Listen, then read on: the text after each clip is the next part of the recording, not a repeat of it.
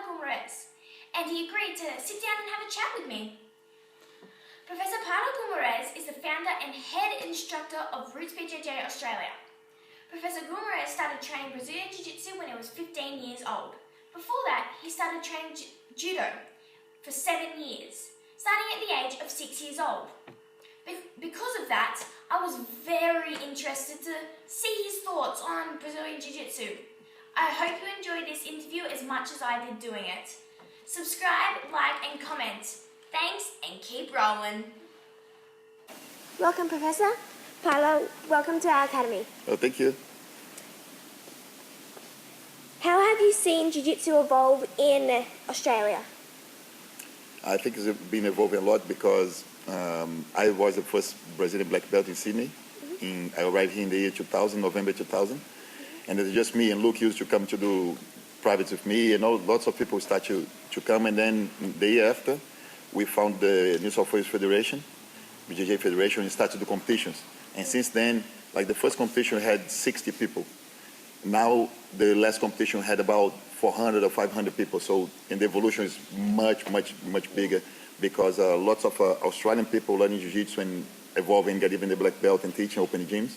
And also more Brazilians coming, so I think it's a big evolution. It's been 15 years. What I saw here was like 100 years. Yeah. What is your advice to young women wanting to start Jiu-Jitsu? I think it's very important because Jiu-Jitsu first of all is self-defense. Yeah, so for that side it's very important to start.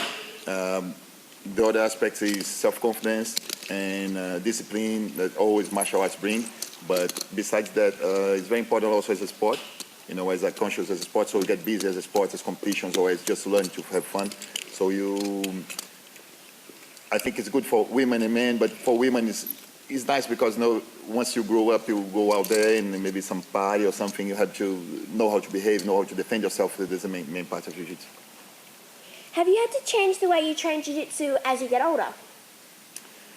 Yeah, you get smarter, so you don't use that much strength as you use when you start. You want to finish the fighting strength, so you start to get more techniques as well. So you get smart and use the moves, use just the energy appropriate for that move. You don't spend much energy, like doing other things, to try to push the guy away or anything like that. So it's very important that you change because you learn how to use your body and how to use your techniques better. What are the key teaching techniques to teaching children? I think to make them have fun. Yeah, so if you make games and make them have fun and make them, sometimes of course the discipline is important, so make them also listen to you and behave. So I think that the trick is, I've been teaching kids for a while, the trick is get the attention of more than half of the class. If you have 5 kids, you need attention of 3 because the others follow. So if you get the attention, make it interesting for those 3 or 4, then the other ones, okay, oh, that's nice, and then they come and follow. So it's important to know to get their attention first. How do you explain the difference between competition jiu-jitsu and self-defense? Sorry, just a second. You have to sit down. Sorry, guys. It's a little one here, my son.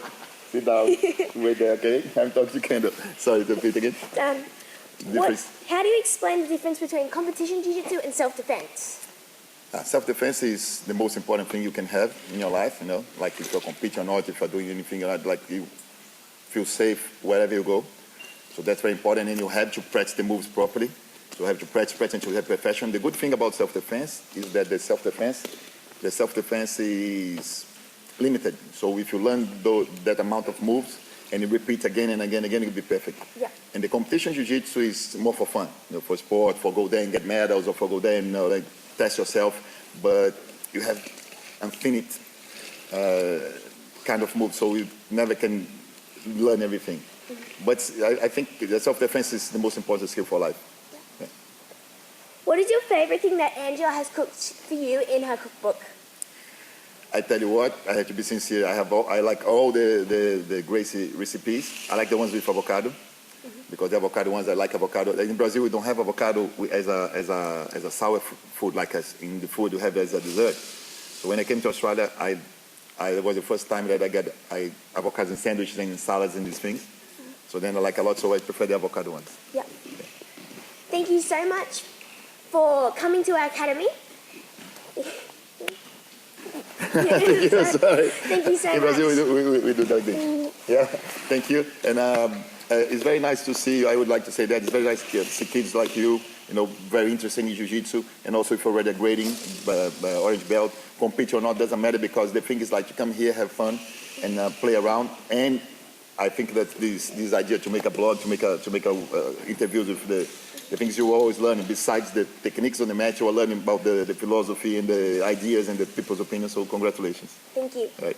This has been Kendall Ma and Tween Jitz Live. Hey guys, it's Kendall.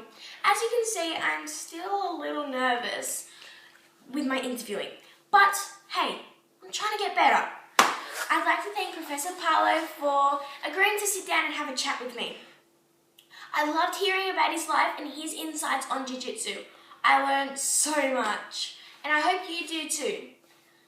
I have so many more interviews coming up, so if you want to see them, and if you want to see my interview skills get better, subscribe, like, and comment. This has been Kendall Ma on Tween Jitz Live.